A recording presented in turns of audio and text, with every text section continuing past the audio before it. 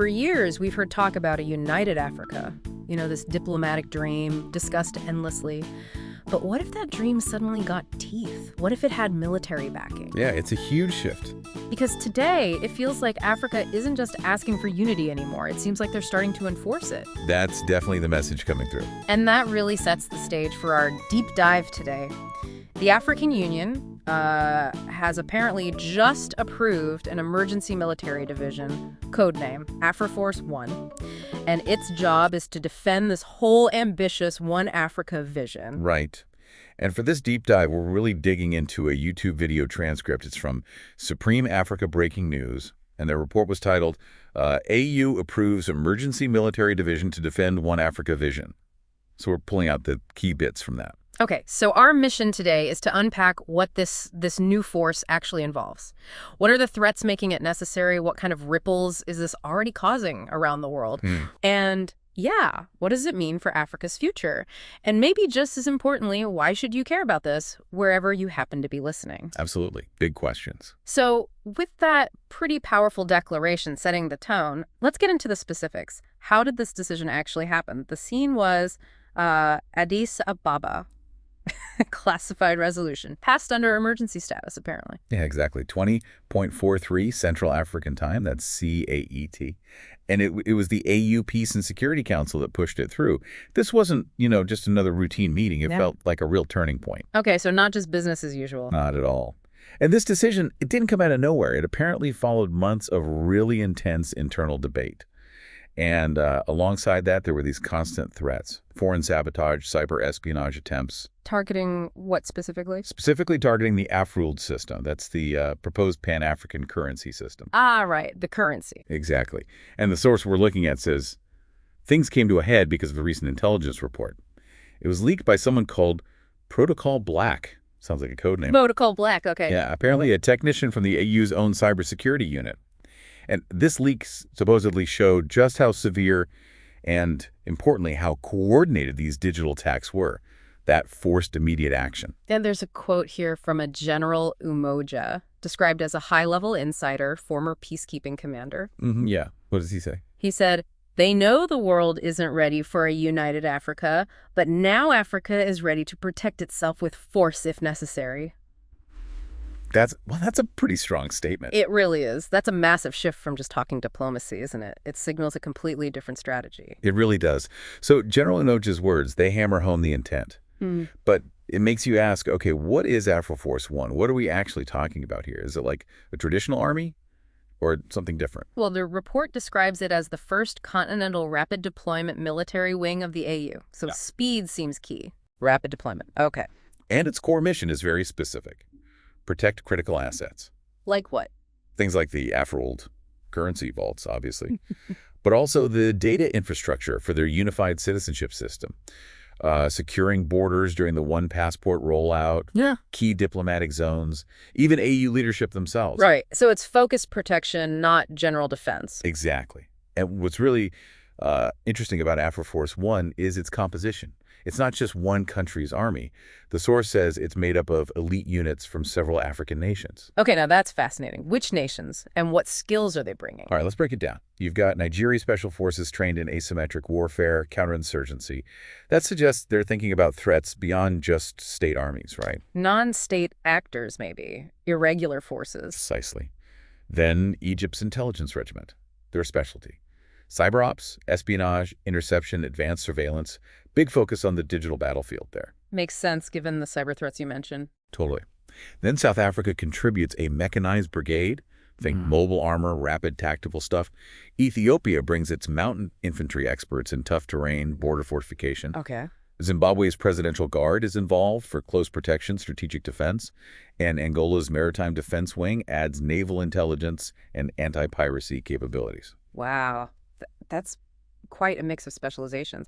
Sounds incredibly formidable on paper. It does. But how do you actually get these elite units from different countries with different training, different doctrines to work together seamlessly? That must be a huge challenge. Oh, undoubtedly. Logistically, culturally, command-wise. Yeah. It's complex. But the source suggests that's the paradigm shift. How so? Historically, African national forces operated independently, sometimes with competing interests. This unified command reporting directly to the AU Commission chairperson. That's unprecedented. Pooling sovereignty, almost. Exactly. Pooling sovereignty for a collective goal. It's a very deliberate attempt to take each nation's best skills and put them under one roof, one command, for continental defense. For the first time, really. Okay, a move this big, well, militarized, it must have been driven by some serious pressure. What specific threats finally pushed the AAU over the edge here? Well, the source, SBN Supreme Africa Breaking News, the one we're focusing on, intercepted a confidential AU intelligence brief. Oh, what did it say? It apparently listed over 19 coordinated cyber attacks, just on the Afro databases, across Ethiopia, Ghana, Tunisia. 19. Coordinated. Yeah. And traced back to private servers in Europe and the Middle East. Europe and the Middle East. Well, if that's significant, it points to a concerted effort, doesn't it? It really does. And that protocol black leak we mentioned earlier, his revelation really clarifies the perceived motive behind all this. What did he say? He apparently stated, quote, "Someone out there doesn't want Africa to print its own currency. We've seen fake Afro-old coins, clone websites, and phishing attacks on AU digital ID systems." Wow. So direct economic sabotage attempts. That's how military insiders are interpreting it, according to the report. They believe foreign agents are trying to wreck Africa's move towards economic independence, maybe delay that 2026 target for the One Africa government. And just generally undermine public trust in the whole idea. Exactly. Yeah. Which brings us back to General Unoja. He didn't mince words on this. What was his take? He basically said, you either protect the dream or you bury it. From now on, sabotage will be treated as a direct threat to African sovereignty. Powerful stuff. It is. And he also stressed something important, right, about past unity efforts. Yeah, he said they failed not because the ideas were bad, but because there was no, defense mechanism to back them up. And then he added, now there is. It really signals a new mindset. Okay, so the decision's made, the justification is clear. What about action? The source says deployment starts immediately. Immediately, no waiting around. This is happening now. So where are the first boots on the ground, so to speak? Where are they setting up shop? Right, the first strategic bases are being established as we speak, apparently. Goma in the DRC, that's for mineral protection and border control. Makes sense, given the resources there. Critical region. Okay, where else? Tamale, Ghana. That's reportedly where the central Afro vault will be housed. Under 247 surveillance, a huge security task for the new currency. Makes sense. They have Port Sudan in Sudan for naval intelligence ops. And Lusaka, Zambia, is set to be a major hub training and, interestingly, a drone command center. Drone command. Okay. And that's just the start, right? More planned? Yeah. Additional satellite forward operating bases are planned for Niger, Kenya, and Mozambique. The target for those is the end of 2025, so it's a rapid, continent-wide rollout strategy. It really shows they're serious about presence across different regions. And there's even some symbolic imagery mentioned. Leaked footage, supposedly from Lusaka, showing African soldiers saluting under one flag. What does the flag look like? A golden map of Africa, over black, green, and red stripes. It's a potent visual, isn't it? Really trying to embody that one Africa idea physically. Definitely. And there was another quote from Chairman Shadow, an anonymous strategist. Yeah, what did Shadow say? We're not militarizing to wage war. We're militarizing to protect unity. Africa's enemies are no longer carrying guns. They carry hard drives. That really captures the shift, doesn't it? Protection, unity, and the cyber threat. It does. So this is obviously a massive move. How's the rest of the world taking it? The source mentions diplomatic whispers, concern from the usual suspects. Washington, London, Paris. Pretty much. According to the report, there's an unverified cable. So grain of salt maybe, but from the U.S. mission to the AU. It supposedly warns that consolidating military power like this under one continental body could pose long-term risks. Risks to what? Geopolitical balance, economic access. Exactly. That seems to be the concern. And France reportedly tried to lean on Senegal's president, Amadou Diallo, urging him to vote against this military centralization. And did he? Nope. He declined. Interesting. What about other major powers? China, Russia. A different reaction there. Measured support is how the source puts it. People close to the AU chairperson apparently confirm China. Might even help with satellite reconnaissance for Afroforce 1. Really? Satellite help? Yeah. And there are talks about potential joint military drills with Russian peacekeeping missions, too. Wow. Okay, so you have Western concern on one side, and then Chinese and Russian, let's say, openness or support on the other. It feels like this could really shake up global alliances related to Africa. It certainly seems that way. And Chairman Shadow, that anonymous strategist again, is quoted framing it this way. This is not about East versus West. It's about Africa versus injustice. Now, obviously, we're just reporting what the source claims these figures are saying, not endorsing any viewpoint here. Of course. Understood. But that framing, Africa versus injustice, it really reframes the geopolitical angle, doesn't it? It suggests Africa asserting its own path, regardless of how existing powers feel. Precisely. It forces everyone to reconsider Africa's role. Is it a passive stage for global competition or an active player demanding its own terms? This move suggests the latter. Okay, so that's the global picture. What about within Africa? How are African leaders reacting? You'd expect a mix, I suppose. Definitely mixed, but the source suggests the overall mood is largely proud, or at least supportive. Any specific examples? Yeah. The AU chairperson, H. Joan Lorenzo, apparently stated, "The One Africa government needs a shield, not just ideas. This force is that shield." Very clear. South Africa's President Ramaphosa declared, "No nation unites without security." South Africa is proud to be part of this historic step. And Burkina Faso's leader, Ibrahim Traoré, was even more blunt. "We're not begging anymore, we're building power." Strong words, but you said mixed, so there must be concerns too. Yes, absolutely. The report notes concerns, especially from some leaders in North Africa, about potential overreach, the risk of militarizing politics. Right, like the president of Morocco. Exactly. He's quoted saying, "Integration must remain democratic. A military division should never override civilian government." A clear call for caution. A valid concern in many contexts. How did supporters respond to that? Well, General Umoja had a direct retort, according to the source. He said, "This isn't about dictatorship. It's about defending democracy at a continental level. Without security, democracy dies silently." So framing the military force as essential for democracy, not a threat to it. That's the argument presented. Again, just relaying the different perspectives from the source material. It highlights the internal debate, the tension between unity through strength, and concerns about central power. Okay, moving beyond just the military force itself, there's this new directive mentioned, the Afroworld Protection Directive, issued immediately. Yes, immediately. And this shows it's about more than just soldiers patrolling. It's deeply tied to securing the economic vision. How so? What does it mandate? Basically, any country that holds Afroworld reserves, whether that's physical bullion, digital servers, backup ledgers, the whole lot, must be guarded by AU-authorized military units. Part of Afroforce One's job, presumably. So direct military protection for the currency infrastructure. Comprehensive protection. And the directive grants some very specific, quite powerful authorities. Such as? Things like using drones to patrol mining zones, presumably linked to the gold or resources backing Afroworld.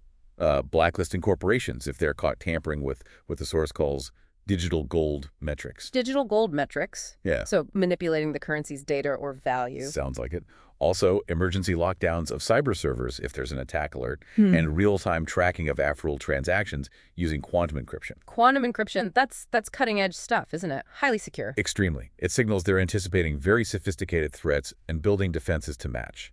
Chairman Shadow summed it up. One Africa's economy must have military-grade protection. He used an analogy. What was it? You wouldn't leave your gold in a house with no locks. You'd build a fortress. Right. Builds a clear picture. Okay, so we have the military force, their economic protection. But what about the average person living in Africa? All this talk of military divisions, cyber attacks, it could sound pretty alarming, maybe like war footing. That's a fair point. But the insiders quoted in the source, they insist this is about protection, not aggression. So what are the supposed benefits for ordinary citizens? How does this translate to daily life? Well, the source suggests several potential upsides. Reduce sabotage of things like digital IDs and passports, which affect people directly. Protection of the Afroworld currency from collapsing, which would impact everyone's savings and economic stability. Okay. Maybe a faster rollout of the One Africa citizenship system, making movement easier. And generally, safer travel between borders under this new security umbrella. There's a quote here from an AU diplomat, Mama Pana Africa, focused on social equity. Yes, what does she say? When African people start to feel safe under their own continental flag, that's when Pan-Africanism becomes real. So linking security directly to the feeling of belonging and the success of the whole Pan-African project. That captures the sentiment well. Of course, public perception isn't uniform. The report acknowledges online critics calling it military overkill. Todd.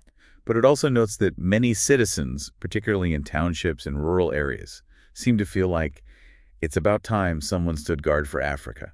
a sense of needing protection. Yeah, and there's that quote from the street vendor in Kisumu, Kenya. That really stuck with me. Which one is that?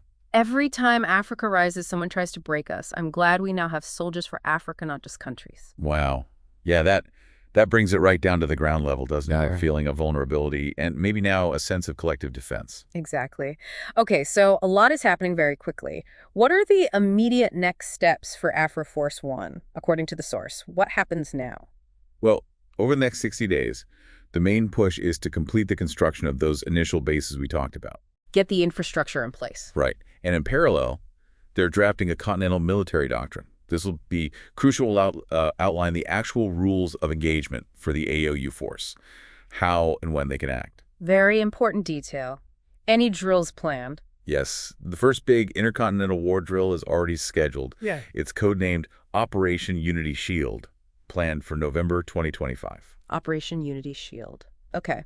Any other future plans or rumors mentioned? A couple of interesting ones. Rumors of potentially declaring a special Pan-African military day to honor the soldiers defending this One Africa dream. Symbolic gesture. And also the formation of a permanent Continental Defense Council. Importantly, this would involve both civilian and military oversight, trying to address those concerns about military power, maybe. Could be. Checks and balances. And one other fascinating rumor, or maybe potential policy shift. The AU might start requiring member states to report on all private military firms and Western security contractors operating within their borders. Why would they do that? The stated goal, according to the source, is to ensure no foreign mercenary activity undermines Afro-world operations or the broader One Africa project. It shows a real awareness of external actors and wanting to control that security landscape. Keeping tabs on potential interference. Okay. Pretty much. So wrapping this up, it really feels like Africa has drawn a line in the sand here. This Afroforce One. It's not just soldiers, is it? It's strategy, it's economics, it's symbolism. Absolutely. It feels like, for the first time, Africa is building a concrete enforcement mechanism to actively protect its own stated destiny, not just hoping for it. And General Umoja's final words in the report really drive that home. Yeah, he said, "Let no one misunderstand we are not declaring war. We are declaring that the days of Africa being undefended are over." A powerful declaration. And he added one more thing. If we truly want freedom, we must learn to defend it with ideas, with integrity, and when all else fails, with power. Ideas, integrity, and power. That lays it all out. So this deep dive into Afroforce One, it really reveals a potentially massive shift in global power dynamics, doesn't it? It certainly could. It leaves you thinking, what does this incredibly bold move mean for the future of international relations? And maybe how might it reshape your own understanding of what sovereignty and economic independence look like in this, well, very rapidly changing world?